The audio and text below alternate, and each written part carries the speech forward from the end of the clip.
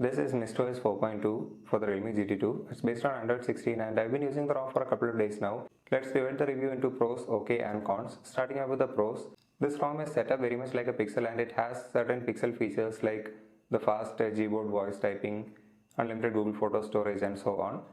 And this ROM also reminds me of the old Pixel Experience ROM. It has kind of that flow to the UI. The animations are kind of chill and it has a consistent pace overall, and this is one of the smoothest Android 16 ROMs that I've used so far. Another thing that enhances the experience is the haptics. It is soft and clicky, and it is added in all the right places and it has that polish to it. If you open the settings, you are one swipe away from plenty of customization. It is all under the Mystify section in settings. The whole UI looks very tidy with the right amount of padding and all that. Just navigating the OS and using apps, the animations, the haptics, everything is tightly integrated and it feels good to use. Talking about banking apps, there is good and bad news. So far, Beam and PhonePe worked, but Google Pay did not. Beam is usually notorious for not working on custom ROMs, but it worked here, but Google Pay decided to not work, so I'm not sure what is going on. Talking about the camera, there is a good and bad news here also. The good news is that most of the features work, the AI video works, which is a huge use case for me. Bad thing is that if you turn on the high efficiency image format or the HEIF format, if you use that format, the images does not get saved, and when you click an image it shows the preview but it does not save it to the gallery, it errors out. So if you try out this ROM, make sure to turn this HEIF image format option off.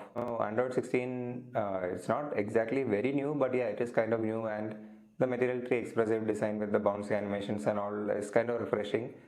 I switched over from Voltage OS. It is one of the smoothest Android 15 ROMs I've used, and this is one of the smoothest Android 16 ROMs. So the transition was very good, and yeah, the design changes of Material Tree expressive is very noticeable.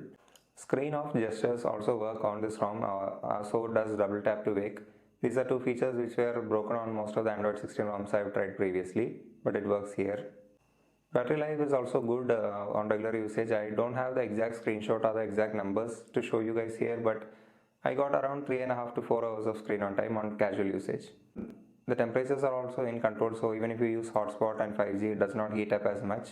The general usability of this ROM is very good in my opinion. So those were the good things. Now let's talk about some things that were not so good but I am okay with.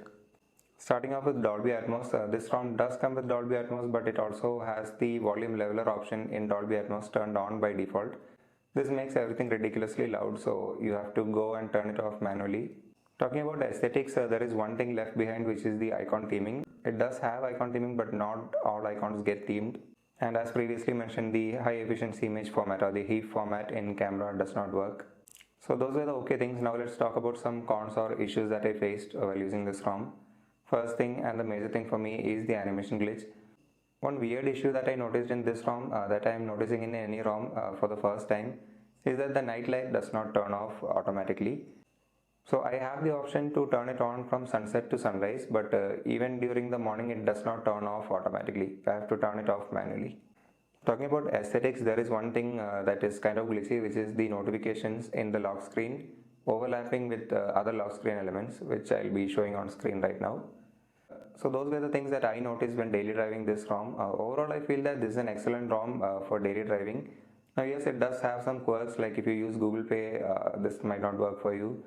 Apart from that, for general usability, if you are a casual user, if you are okay with using alternative banking apps, I feel that this is a great ROM for daily driving because it has one of the smoothest UIs of any Android 16 ROMs that I have tried. Yes, the animation glitch does exist and it kind of ruins the experience, but considering most of the Android 16 ROMs have animation glitch, this is among one of the top Android 16 ROMs so far for this phone, and I definitely do recommend you guys to check this out, and see you guys in the next one.